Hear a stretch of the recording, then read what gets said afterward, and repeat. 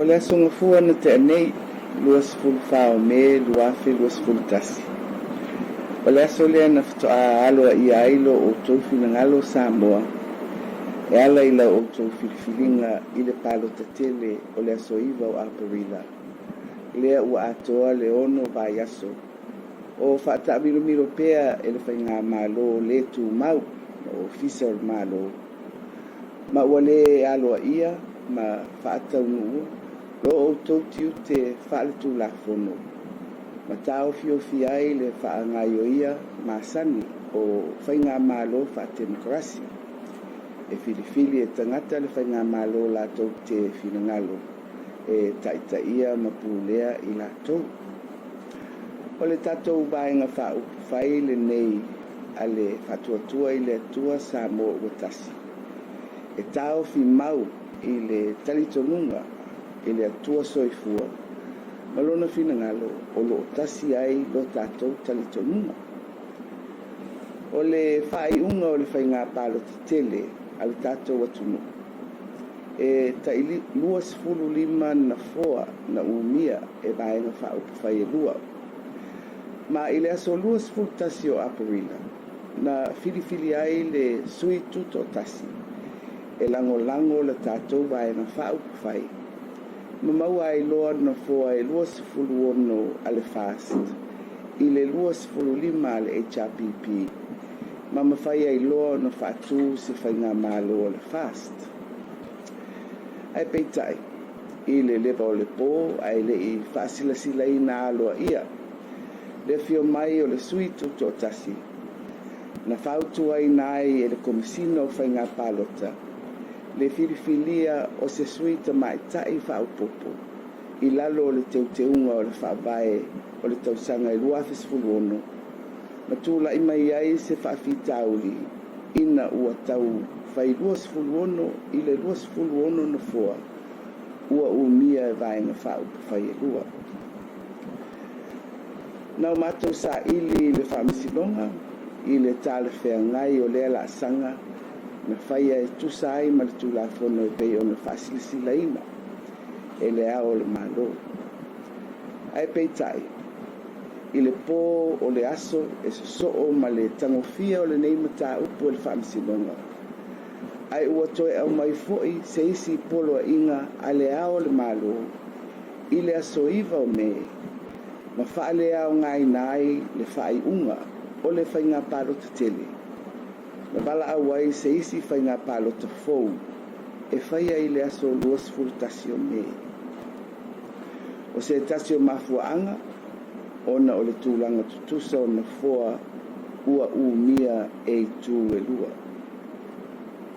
Ia na talosagaina fo'i i le tatou vaega fa'aupu fai le fa'amasinoga ma au mai ai lana fa'ai'uga e fa'apea muamua e lē tusai ma le tulafono le filifilia o le sui tamaita'i na fa'aupopo lona lua e lē tusai ma le tulafono le poloaʻiga na fa'aleaogaina ai le fa'ai'uga o le faigā palotatele lona tolu e aloa ia pea le poloaʻiga a le ao o le mālō o le aso lua sefulu o me ia tauaofia le palemene i le asogafua lua sefulu fa o me ma le fa'asinoga ina ia fa'ataunuuina lava lea tauaofiaga.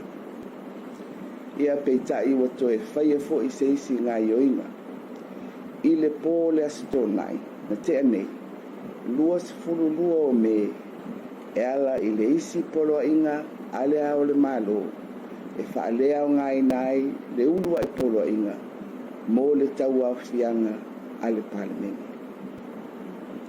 O le aso sā lua sefulu tolu o me na tuuina atu ai se talosaga fa'anatinati a le tatou vaega fa'aupu fai i le fa'amasinoga ona o le asogafua e tatau ona tauaofia ai le palemene ma na tuuina mai ai le fa'atonuga a le fa'amasinoga e fa'apea e soli tulafono le poloaʻiga a le ao o le mālō na tuuina mai i le aso toʻanaʻi lua sefulu lua o me lea na tolo ai le tauafiaga a le palemene mo le whaatautoina o sui whaipuli.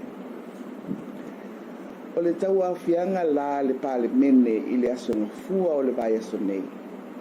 O loo ta oto tonu lava i mana onga o le whaavae alu tātou malo tuto tasi. Ato ai ma le tūla fono e ala i whaai unga al whamsinonga. O whaaringa la ale malo le tu mau e whapea. O le tau awhianga ma le whaatautonga na whaia e le tusai ma le whaavae ma le tūla fono. E fōlinga mai o lātou e te tau o na malama ma e te tau o na muli tai i le tūla fono. E le ai se mea o whaanenefu e tusa o whaai unga le whamasinonga. E talo whai Samoa, ua o tau sila ma moli mawina uma le mea na tupu i le aso fua. O le whanua nolo loto, ona o le maua lalo, ma le maasiasi, ua tātou o iai. I le taunu uatu o sui filifilia e lua sifulu ono o le atunuu. Ua maea o na filifilia alo ia. I le polo inga o le aso sifulu ono o Aparila. O le au whai ngā luenga pa ia le atua. O le ali matamai tai o le whaamisinonga masui o le atunuu. Ai ua loka mau whai tutoa o le palemene. Le maota o le atunuu. Ua loka mau ma leo ina i le malu o le malo. Ina ia tau fia ai le whaataunu wina. O le tau au fianga le palemene lona sifuru fitu o Samoa. I le tai au le nā. Ina ua maea o na longo ina le whailau tusi o le fono au. O le ale a wai le au le malo. Au noa ma se mafuanga na tui ngātu. O le tai au fo i le nā Samoa, na whaeilo mai ai a te au mara sui tai, e le sui o le fono o sui tofia, na te le fina ngalo e tau aveina tiuteo o le ao le malo, ona o lona le awai. O le tai au fo i le nā Samoa, na whaeilo mai ai, e le whailau tusi o le fono au, a o whaafofonga Samoa na poto, ua noa tia laulu o tae manu tawai. Ona ua whaatonuina ia malona ofisa e aua nei fisoasoani i so seitu i le whaataunuina o le saunina.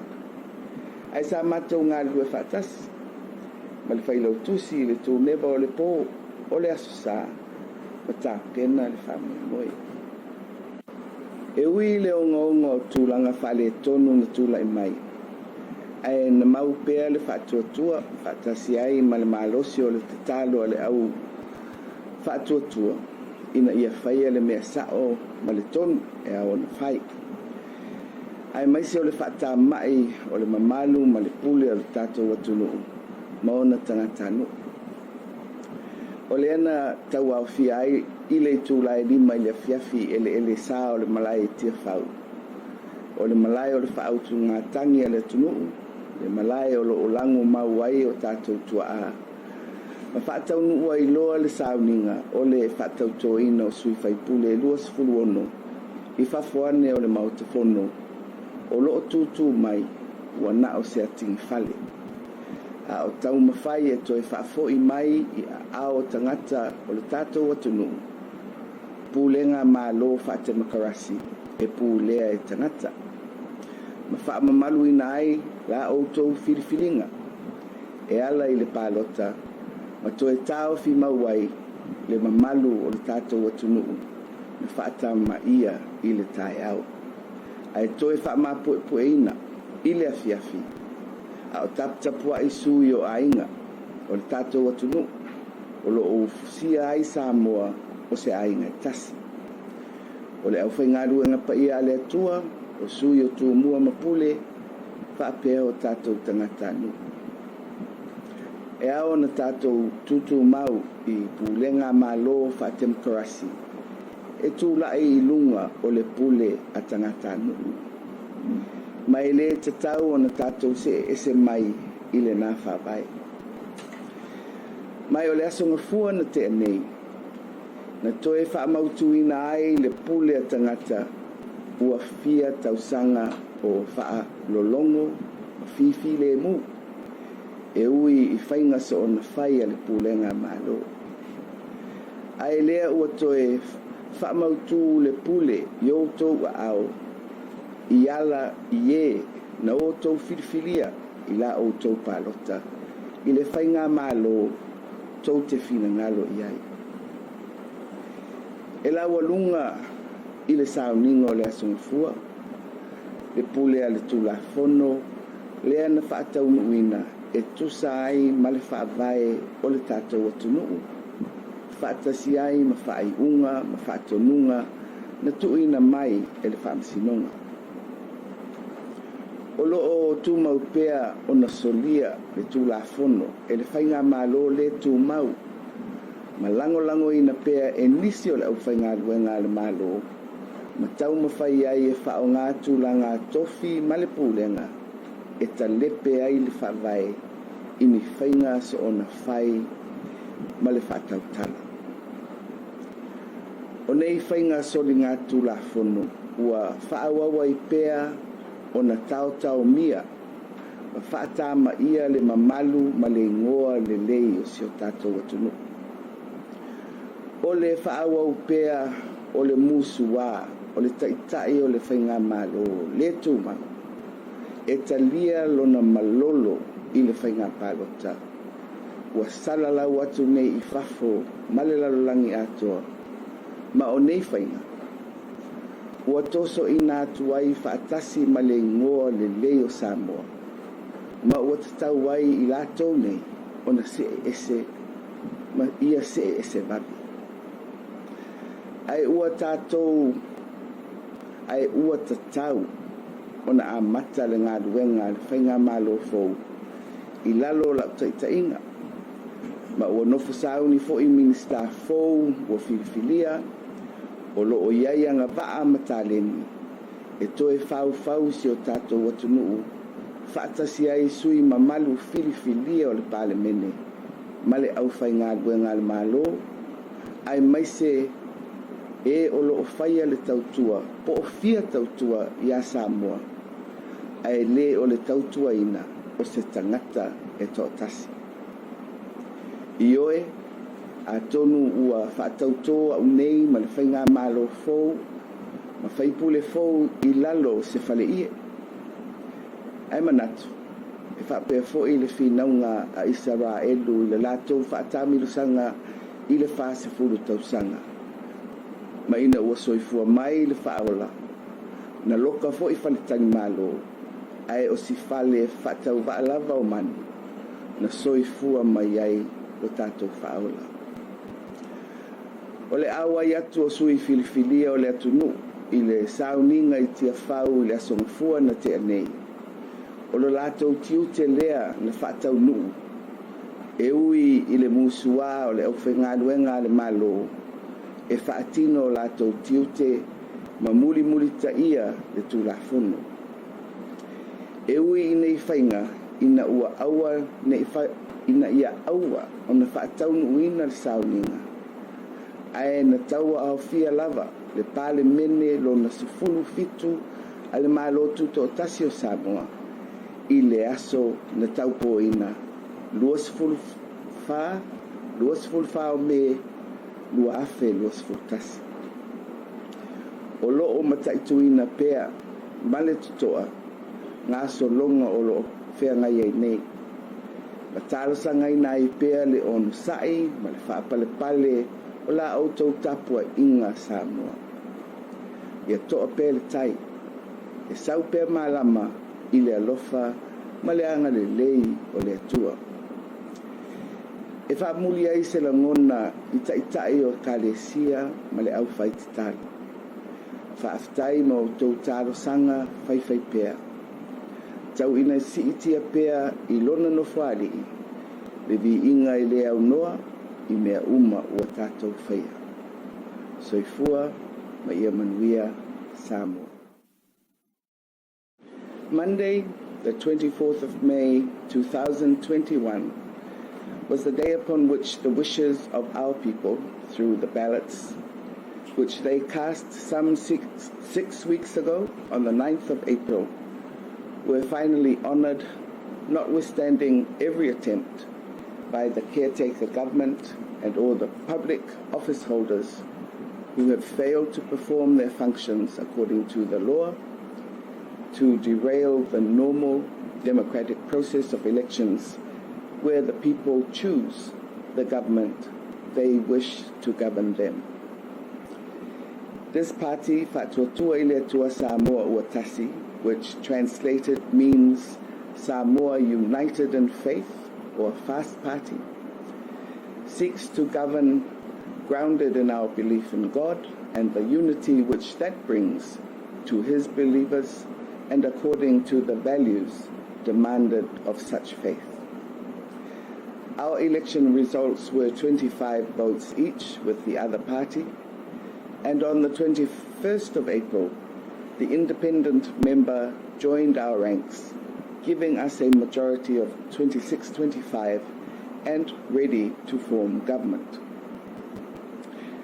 However, in the middle of the night, before the Electoral Commissioner advised to appoint an additional Member of Parliament based on a minimum women provision added to the Constitution in 2016, creating an apparent deadlock of 26 votes each. We challenged the legality of that highly significant yet illegal administrative action proclaimed by the head of state. And the night before the hearing, the head of state issued a proclamation on the 4th of May, relying upon the so-called deadlock, and declared the results of the election void and calling for a new general election on the 21st of May. We challenged both actions, and the Supreme Court declared, firstly, the additional women action was unlawful. Secondly, the declaration for new elections was also unlawful. Thirdly, that the 20th of May proclamation for Parliament to convene on Monday 24th of May was lawful, and attention was directed for the need for this to take place. Yet another attempt was made on Saturday, 22nd of May, to revoke that order, and on Sunday, 23rd of May, under urgency because of Monday being the day on which Parliament had to convene, the Supreme Court declared that the 22nd May revocation was unlawful. The convening of Parliament on Monday, the 24th of May, was both in accordance with the Constitution and also the decisions of the country's courts. To suggest it was not is consistent with the inability of the caretaker to either understand or follow the law. We needed no additional justification to do so. But the caretaker, sadly, was still not done. And what we all witnessed on Monday morning was perhaps the lowest and most disgraceful action yet, where 26 of the people's representatives who were declared elected on the 16th of April by warrant, our religious and community leaders, and the judiciary were deliberately locked out of the People's House to prevent Parliament from convening. That was the morning after the clerk had been advised that the head of state would not be attending without offering a reason. That was the morning when the sole council of deputy member had advised the deputy leader and I that he was not willing to attend in the head of state's stead. That was also the morning when the clerk advised those assembled that he and his office had been ordered not to assist or cooperate in any manner when we had been working together the night before. Yes, it was looking pretty grim by 10 a.m., but the strength of our faith and the prayers of the faithful and our fundamental belief in what was the right thing to do led us past the enormous assault on the dignity of this country and its people. So by 5 p.m., we reconvened and once again assembled on the sacred grounds of Tiafau, where our forebearers are buried, outside the sad, lifeless symbol of our democracy standing empty behind us, and the people of this land reclaimed our democracy, reclaimed the 89,000 votes cast by our people, and reclaimed the dignity of our country destroyed in the morning, but reasserted in the afternoon, in the presence of 3 of the 4 paramount families whose blood weaves the fabric of this country together with our faith leaders, Tuumua Mapule representing our traditional leaders, as well as the members of our community. Democracy cannot be denied. Democracy must prevail always. There can be no exceptions from this fundamental principle, and Monday was when the silent, suffering masses who have been subjected to years of abuse and neglect reasserted their right to have the people they voted for sworn in and taking the leadership from an administration which has lost its love for the people and is unable to accept defeat in the manner of chiefs, Malolo Fa'atamari, to fall with dignity and with honor in the manner of high chiefs.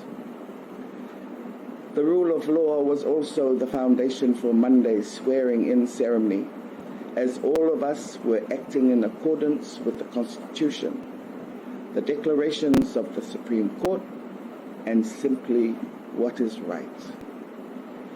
The law-breaking caretaker and his weak and complicit officials have abused the privilege of governing to assault the Constitution. The law-breaking caretaker and his weak and complicit officials have undermined the dignity of this land and all of its people on Monday. And that shame and that stain will be upon their hands forever. When the arrogant refusal to concede power, a power which is given by the people, becomes a grubby international incident, then our caretaker has dragged us all to his lowest ebb, and he and all his sycophants must go, and go quickly, so we may start to rebuild this tortured land with the talented and exceptional cabinet ministers who have agreed to place their full commitment to the restoration and revival under my leadership, together with all the other members of Parliament who represent their people and all those public servants who wish to serve the people and not one man. We are resilient and we have faith, and those are the qualities which will lead us through the long days ahead. Yes, we have convened under a tent, as did the children of Israel in their 40-year travail, where they worshipped in the tabernacle. And when Jesus was about to be born, Mary and Joseph were locked out from any inns. A humble stable welcomed our Savior. Needs must when the devil drives. The elected members present at Parliament on Monday, as was their role and duty, and resolved to compensate for the refusal of 4 public officials to perform their jobs in order that they and we could follow the law. Regardless of the obstructions placed in our way, we convened the 17th Parliament of the Independent State of Samoa on Monday, 24th of May, 2021. We await and we are prepared for the next short period of undoubtedly taxing times, but simply ask that you keep the faith. Help is on the way of the rule of law. Finally, to our religious leaders, we are grateful and humbled for your continued prayers and for uplifting our endeavors to his throne room of grace. May God continue to hold our nation and its people in his hands. So forth.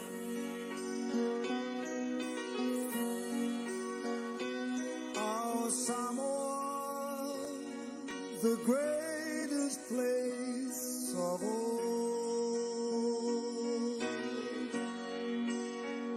Sea is green and blue, lush with beauty, and hearts are pure